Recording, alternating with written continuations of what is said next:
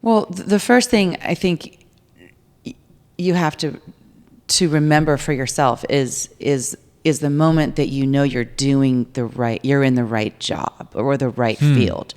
And there's an aha moment there where, for me, this was even earlier. I was probably 23 or 24 when I knew I was in the right field. Okay. And it was another print job. I had delivered. It was a presentation folder. It was like a 9x12 folder with some inserts, and it was one of our biggest projects we had done.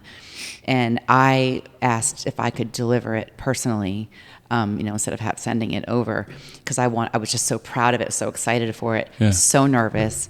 And I was all done, and I sat in front of the president of the company.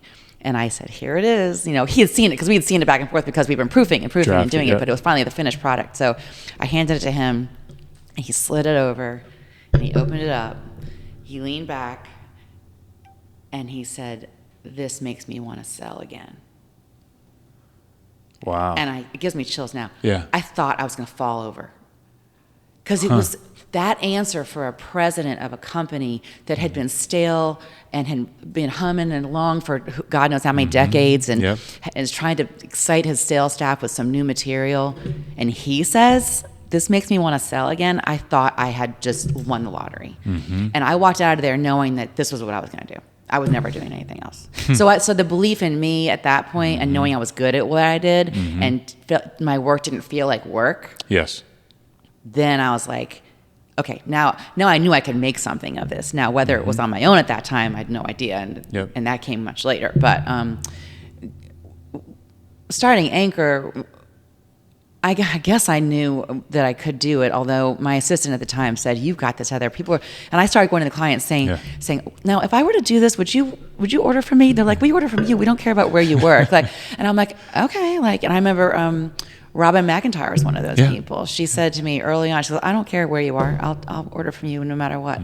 And I was like, okay, well, I got one, and then I just started going down the line, and yet turned out, it's one after the other. And then you mentioned AT&T. We did, that was a big win because I never would have, I had a friend whose wife, we had worked in printing together, and his wife worked for AT&T, and she headed up an extended program for them.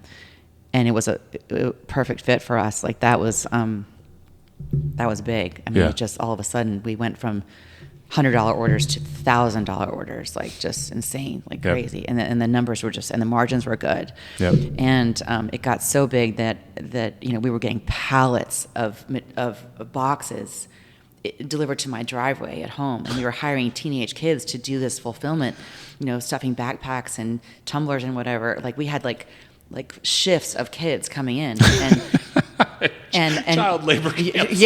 Well, we were paying them, but we paid them by the hour until this is when Mark started stepping in because someone had to manage this because I was not a manager, so he was managing these teenage boys, all Roswell High School kids and Milton High School kids. And we paid them by the hour, and they were on their phones and chit chatting and hacky sacking and all that. And he came out one day and he was like, "I'm gonna pay you by the box." $1 box. Have at it. You do 70 boxes, $70. Yep. Next thing you know, we were doing 350. These kids were making $400 a day, humping boxes. Yep. And then more pallets came. And then the day that the FedEx truck flipped over in our driveway because it was raining, flipped over in our driveway. No way. And took out our entire sprinkler system. And I was crying. It was a complete disaster. Mark's like, all right, we need to get an office. We got to get a warehouse. We got to get out of here. This is too much.